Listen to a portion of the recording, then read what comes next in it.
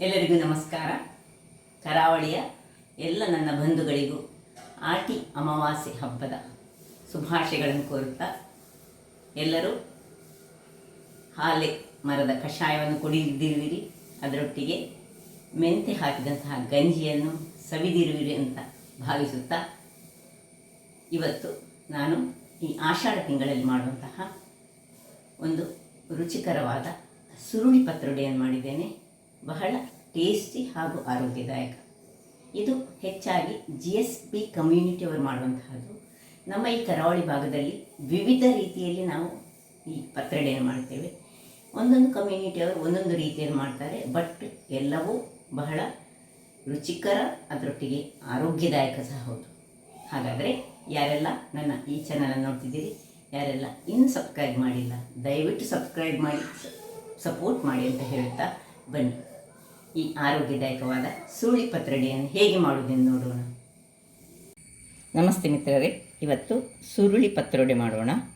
ನೋಡಿ, ಪತ್ರೊಡೆಗೆ ಎಲೆ ತಂದಿದ್ದೇನೆ, ಕೆಸುವಿನ ಎಲೆ.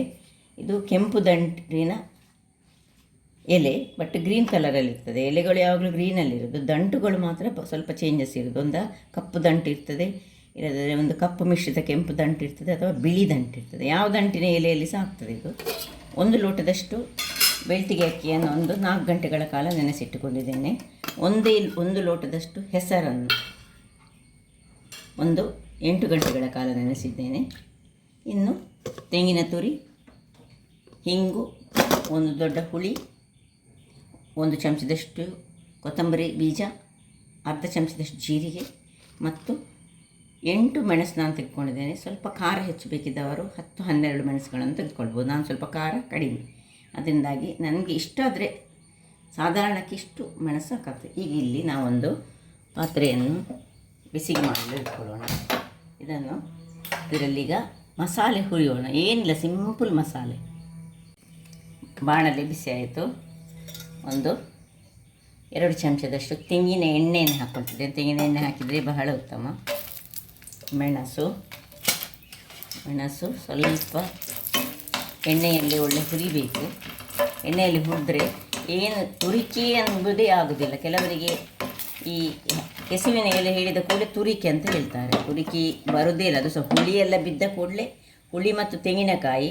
ಇವತ್ತು ನಾನು ಹೆಸರು ಹಾಕಿದ್ದೇನೆ. ಹೆಸರು ಬಿದ್ದ ಕೂಡಲೇ ಏನು ಉಷ್ಣ ಸಹ ಇಲ್ಲ, ಕೆಸುವಿನ ಎಲೆ ಇಲ್ಲದೆ ಸ್ವಲ್ಪ ಉಷ್ಣ. ಹೆಸರು ಬಿದ್ದ ಕೂಡಲೇ ಉಷ್ಣವೂ ಬರೋದಿಲ್ಲ. ಸೊ ಇಷ್ಟೇ. ಬೇಕಿದ್ದವರು ಈ 1-2 ಕಾಳುಮೆಣಸನ್ನು ಹಾಕ್ಕೊಳ್ಬೋದು. ನಾನು ಹಾಕ್ತಾ ಇಲ್ಲ. ಕೆಲವರು ಖಾಲಿ ಮೆಣಸನ್ನು ಮಾತ್ರ ಹಾಕಿ ಮಾಡ್ತಾರೆ, ಅದು ಸಹ ಮಾಡ್ಬೋದು.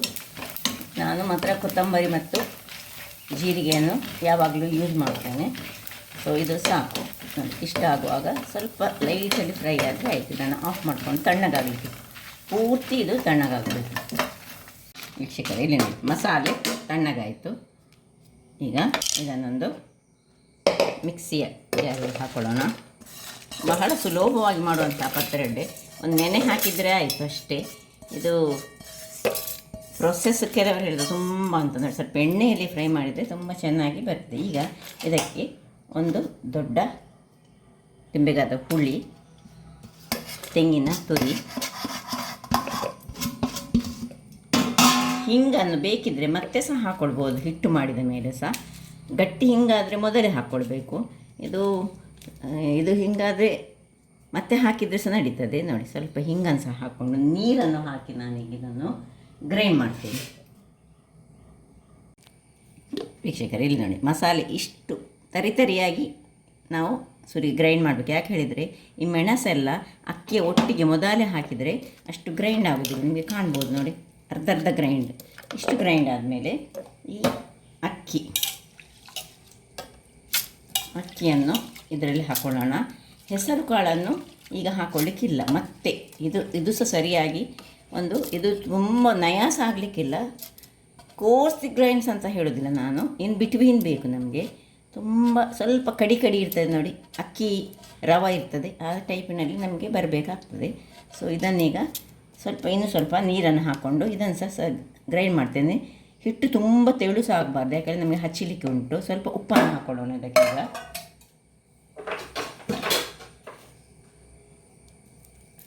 ಇನ್ನು ಸ್ವಲ್ಪವೇ ಸ್ವಲ್ಪ ನೀರನ್ನು ಹಾಕ್ಕೊಂಡು ಗ್ರೈಂಡ್ ಮಾಡಿ ತರ್ತೇನೆ. ವೀಕ್ಷಕರೇ ನೋಡಿ, ಹಿಟ್ಟು ಈ ರೀತಿಯಾಗಿ ಗ್ರೈಂಡ್ ಆಗಬೇಕು.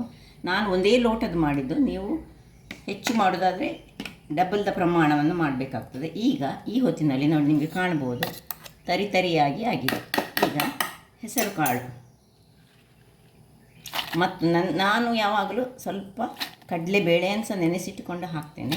ಹಾಗಾಗಿ ನಾನೀಗ ಸ್ವಲ್ಪ ಕಡಲೆಬೇಳೆ ನೋಡಿ ನೆನೆಸಿಟ್ಟುಕೊಂಡಿದ್ದೇನೆ. ಇದನ್ನು ಸಹ ಇದರೊಟ್ಟಿಗೆ ಹಾಕ್ಕೊಂಡು ಇನ್ನು ತರಿಯಾಗಿ ಕೋಸ್ಲಿ ಗ್ರೈಂಡ್ ಮಾಡ್ಕೊಳ್ಬೇಕು.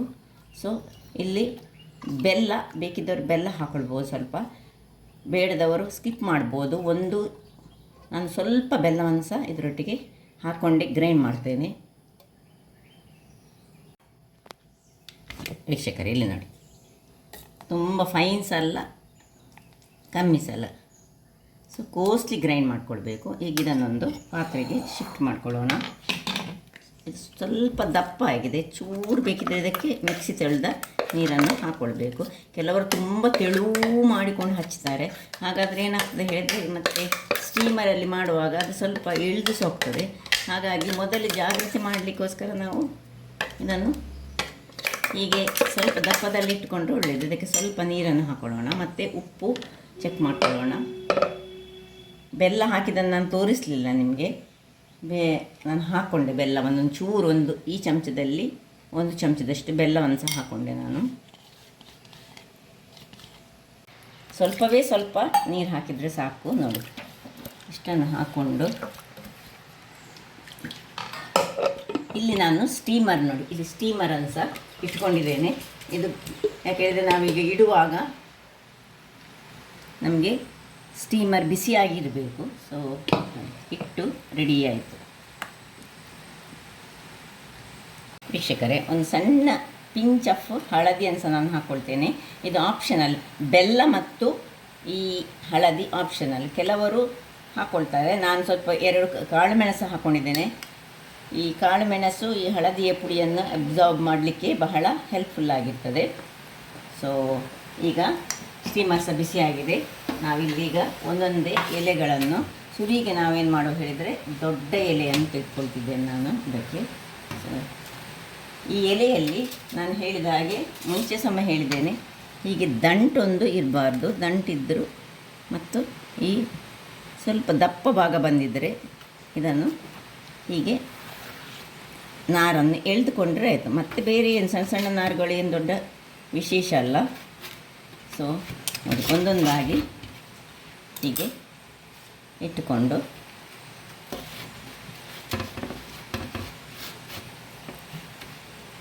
ಕೆಲವರು ತುಂಬ ತೆಳುವಾಗಿ ಹಾಕ್ತಾರೆ ನೋಡಿ. ಈ ಕಡಲೆಬೇಳೆ ಮತ್ತು ಈ ಹೆಸರು ಬೇಳೆ ಎಲ್ಲ ನಡುವಲ್ಲಿ ಒಂದು ತುಂಡುಗಳು ಸಿಕ್ಕಿದರೆ ಅದು ಬಹಳ ಚೆನ್ನಾಗಿ ಬರ್ತದೆ. ಈ ಖಾಲಿ ಊಟಕ್ಕೆ ಕೆಲವರು ಪತ್ರೊಡೆ ಮಾಡ್ತಾರೆ. ಆಗ ಈ ಖಾರ ಮೆಣಸನ್ನೇ ಹಾಕಿ ಮಾಡುವವರು ಸಹ ಇದ್ದಾರೆ.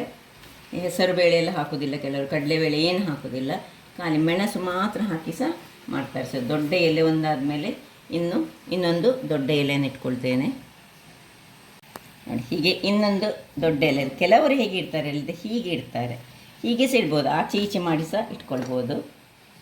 ಸ್ಟ್ರೈಟಾಗಿ ಇಟ್ಟು ಸಹ ನಾನು ಮುಂಚೆ ಎಲ್ಲ ಸ್ಟ್ರೈಟಾಗಿ ಇಟ್ಟೆ ಮಾಡ್ತಿದ್ರೆ ಅದು ಸಹ ಚೆನ್ನಾಗಿ ಬರ್ತದೆ ನೋಡಿ. ಹೀಗೆ ಒಟ್ಟು ಒಂದು 4 ಅಥವಾ 5 ಎಲೆಗಳನ್ನು ಇಟ್ಟು ಮಾಡಿದರೆ ಆಯಿತು. ಇನ್ನು ಮುಂಚೆ ಸಹ ನಾನೊಂದು ಮಾಡಿದೆ, ಅದು ಬೇರೆ ರೀತಿ ಹೆಸರು ಕಾಳು ಹಾಕದೆ ಇನ್ನೊಂದು ರೀತಿಯಲ್ಲಿ ಮಾಡಿದ್ದೇನೆ. ಅದು ಸಹ ಒಳ್ಳೆ ನಂದು ವೈರಲ್ ಆಗಿದೆ. ಸೊ ಇನ್ನು ಸ್ವಲ್ಪ ಸಣ್ಣದಾಗಿ ಇಟ್ಕೊಳ್ಳೋಣ. ಸಣ್ಣ ಇದನ್ನು ಇಟ್ಕೊಂಡು ಒಟ್ಟು 3 ಎಲೆ ಆಯಿತು. ಇನ್ನೊಂದು ಸಣ್ಣದು ಸರಿಯಾಗಿ ಕವರ್ ಮಾಡಬೇಕು ಮಾತ್ರ ನೋಡಿ. ಹೀಗೆ ಈ ರೀತಿಯಲ್ಲಿ ತೆಳುವಲ್ಲಿ ಎಳೆದ್ರೆ ಆಯಿತು. ಇನ್ನು ಅದನ್ನು ಫೋಲ್ಡ್ ಮಾಡೋದ್ರಲ್ಲಿ ಇರೋದು. ನೆಕ್ಸ್ಟ್ ಹೇಗೆ ಫೋಲ್ಡ್ ಮಾಡೋದಂತ ತೋರಿಸ್ಕೊಡ್ತೇನೆ. ನೀವು ತುಂಬ ವೀಡಿಯೋದಲ್ಲಿ ನೋಡಿರ್ಬೋದು, ಬಟ್ ನಾನು ಮಾಡುವ ರೀತಿಯನ್ನು ನಾನು ನಿಮಗೆ ಮಾಡಿ ತೋರಿಸ್ತಾ ಇದ್ದೇನೆ. ಸೊ ಇನ್ನೊಂದು ಇದ್ದದ್ರಲ್ಲಿ ಸಣ್ಣ ಎಲೆಯನ್ನು ಇಟ್ಕೊಳ್ಳೋಣ ನೋಡಿ. ಇದರಲ್ಲಿ ಸ್ವಲ್ಪ ದಂಟುಂಟು, ಇದನ್ನು ಹೀಗೆ ತೆಗೆದುಕೊಂಡ್ರೆ ಆಯಿತು ಕೈಯಲ್ಲಿ. ಎಲೆ ಹರಿದ್ರೂ ತೊಂದರೆ ಇಲ್ಲ.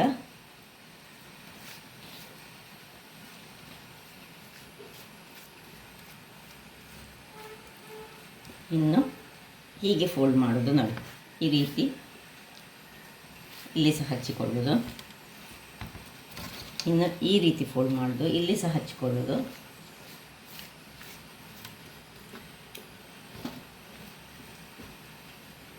ಇನ್ನು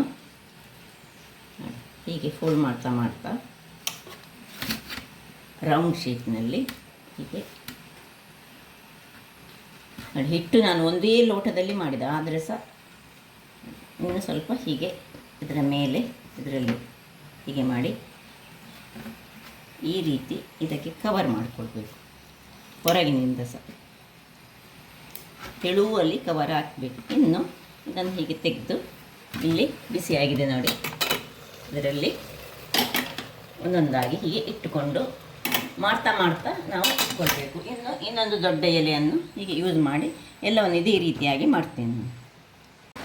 ವೀಕ್ಷಕರೇ, ಇಲ್ಲಿ ನೋಡಿ, ಒಂದು ಲೋಟದಲ್ಲಿ 1 ಲೋಟ ಅಕ್ಕಿ, 1 ಲೋಟ ಹೆಸರು, ಇದರಲ್ಲಿ 2 ಲೋಳೆ, ಇದಕ್ಕೆ ಲೋಳೆ ಹೇಳ್ತಾರೆ, ಒಂದು ಹೀಗೆ ಆಯಿತು. ಇಲ್ಲಿ ಬೆಲ್ಲ ನಾನು ಹೇಳಿದೆಲ್ಲ, ಬೇಕಿದ್ದರೆ ಮಾತ್ರ ಹಾಕ್ಕೊಳ್ಬೋದು ಅಂಥೇಳಿ. ಸೊ ನೋಡಿ, ಇನ್ನೀಗ ಇಲ್ಲಿ ಓಪನ್ ಮಾಡಿಕೊಂಡು ಇದನ್ನು ಇದರೊಳಗೆ ಒಂದು ಅರ್ಧಕ್ಕೆ ಬೆಂದ ಬಂತು.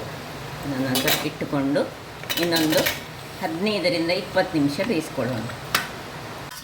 ವೀಕ್ಷಕರೇ, 15 ನಿಮಿಷಗಳ ಬಳಿಕ ನಾನು ಏನು ಚೆನ್ನಾಗಿ ಬೆಂದಿದೆ ನೋಡಿ. ಈಗ ಇದನ್ನು ಒಮ್ಮೆಲೆ ಹೀಗೆ ತೆಗಿಲಿಕ್ಕೆ ಹೋಗ್ಬಾರ್ದು, ಸ್ವಲ್ಪ ತಣ್ಣಗಾಗಲಿಕ್ಕೆ ಬಿಡಬೇಕು. ಇದನ್ನು ತಣ್ಣಗಾದ ಮೇಲೆ ಹೊರಗಡೆ ತೆಗೆದುಕೊಳ್ಳೋಣ. ವೀಕ್ಷಕರೇ, ಈಗ ಇಲ್ಲಿ ತಣ್ಣಗಾಗಿದೆ. ಇದನ್ನು ಒಂದೊಂದಾಗಿ ಕಟ್ ಮಾಡಿಕೊಳ್ಳೋಣ. ಪೀಸಸ್ ಆಗಿ ಕಟ್ ಮಾಡಿ ಇದನ್ನು ಬಿಸಿ ತೆಂಗಿನ ಎಣ್ಣೆ ಹಾಕಿಸಿ ತಿನ್ಬೋದು, ಅಥವಾ ನಾವು ಫ್ರೈ ಮಾಡಿ ತಿಂದರೆ ಅಂತೂ ಬಹಳ ಸೊಗಸಾಗಿ ಬರ್ತದೆ. ಇದನ್ನು ಒಂದೊಂದೇ ಹೀಗೆ ಕಟ್ ಮಾಡಿಕೊಂಡು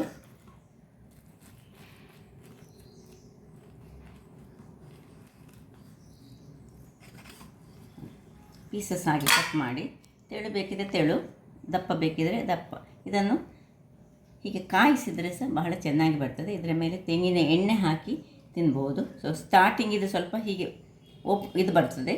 ಉಳಿದದನ್ನು ಹೀಗೆ ಒಳ್ಳೆ ಸಪೂರದಲ್ಲಿ ಬೇಕಿದೆ ಸಪೂರದಲ್ಲಿ ಕಟ್ ಮಾಡ್ಬೋದು, ಅಥವಾ ದಪ್ಪದಲ್ಲಿ ಬೇಕಿದೆ ದಪ್ಪದಲ್ಲಿ ಸಹ ಕಟ್ ಮಾಡ್ಕೊಳ್ಬೋದು.